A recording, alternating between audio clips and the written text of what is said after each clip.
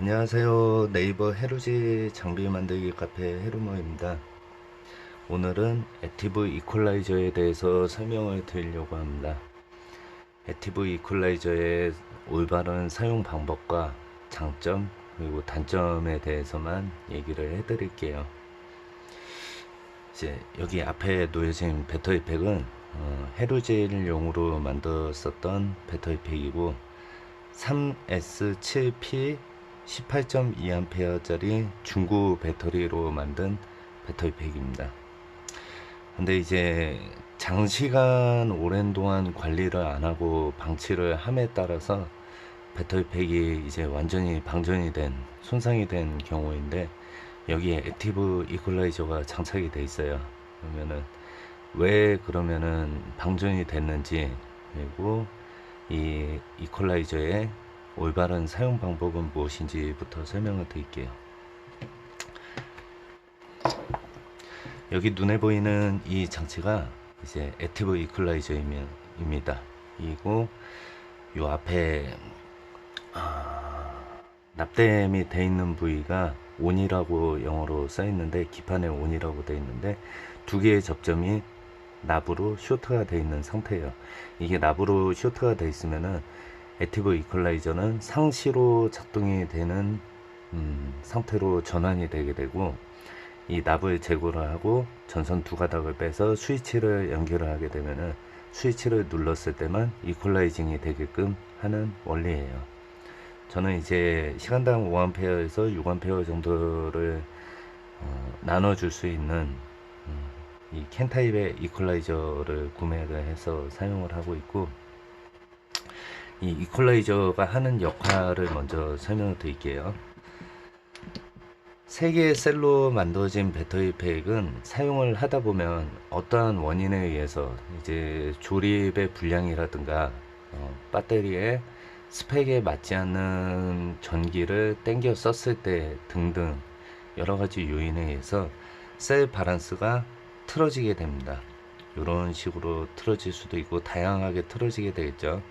근데 이 틀어진 배터리를 셀 밸런스를 잡는 방법은 여러 가지가 있는데 에너지를 넣어줘서 셀 밸런스를 다시 맞춰주는 방법이 있고 이제 패시브 방식은 가장 낮은 전압을 갖고 있는 배터리에다가 높은 전압을 갖고 있는 배터리를 저항을 통해서 균형을 맞춰주는 이런 원리예요. 근데 액티브 방식은 좀 다릅니다.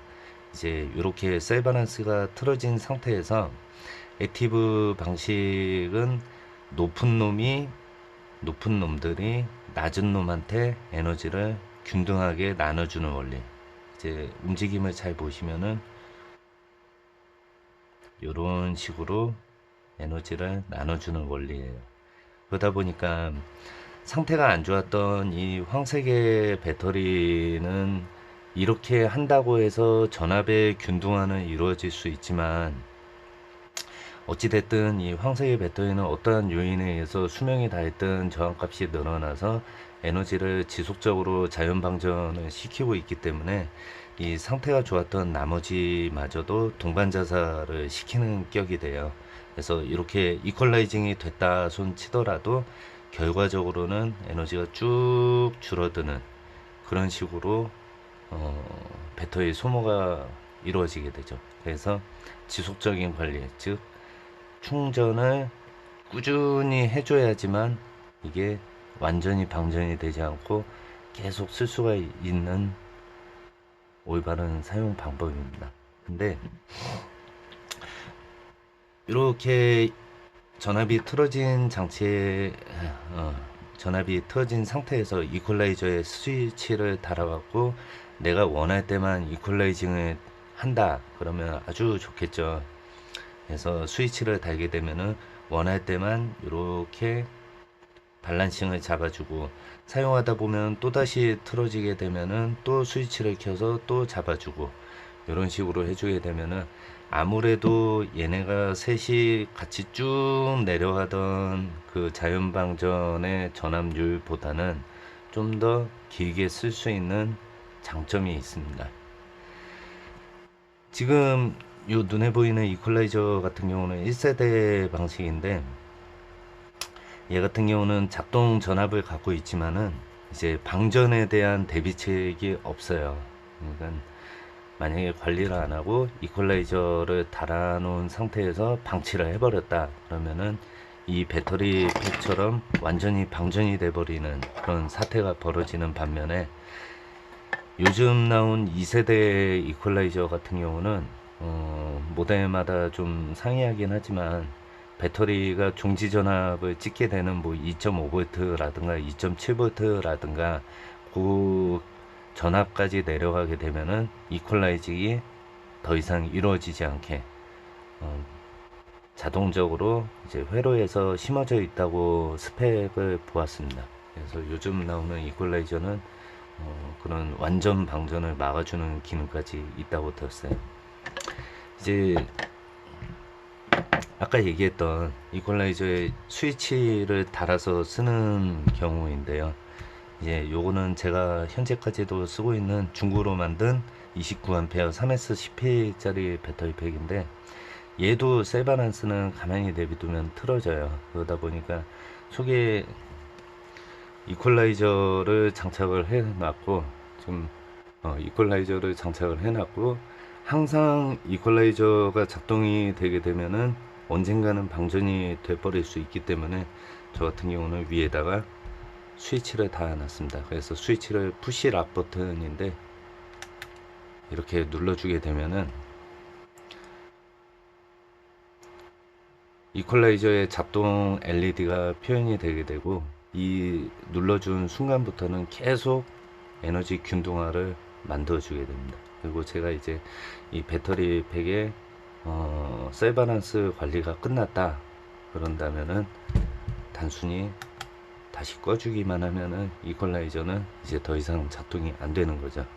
그래서 파워뱅크가 됐든 헤루즈 배터리 팩이 됐든 나는 이 배터리를 고가를 주고 샀고 값비싼 배터리 팩인데 완전히 수명이 닿을 때까지 쓰고 싶다 한다면은, 현재로서는 지속적인 셀 바란스 체크를 하면서 셀 바란스 충전을 하는 방법이나, 아니면은 이퀄라이저 액티브 방식의 이퀄라이저를 다는 방법도 있고, 이런 저항으로 균등화를 맞춰주는 패시브 방식의 이퀄라이저도 있기는 있습니다만, 요거는 좀 별로 추천을 하지는 않아요.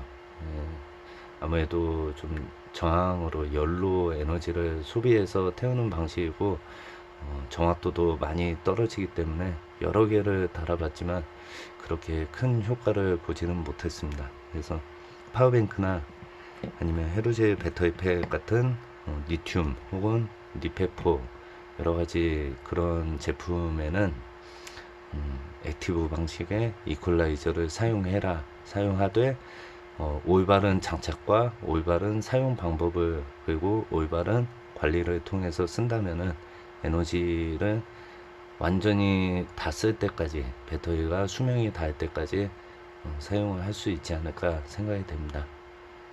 그리고 시간당 5에서 6A를 소모를 하기 때문에 배터리 팩의 용량에도 이제 중요한 영향을 끼치게 되죠. 그래서 이러한 부분을 가이드 해줄 수 있는 제작자나 실력을 갖춘 사람한테 내 파워뱅크가 200A다 혹은 100A다, 그리고 헤루즈 배터리 팩이 뭐 15A다 30A다, 그거에 맞게끔 알맞은 장착법과 사용 방법, 그런 것들을 안내 받으시고 사용하시기를 바랍니다. 이상입니다. 궁금한 점은 네이버 헤루즈 장비 만들기 카페에 가입하셔서 많이 질문하시면 좋은 정보 나눌 수 있을 겁니다. 오늘 영상은 여기까지고요. 다음에 또 뵙겠습니다. 감사합니다.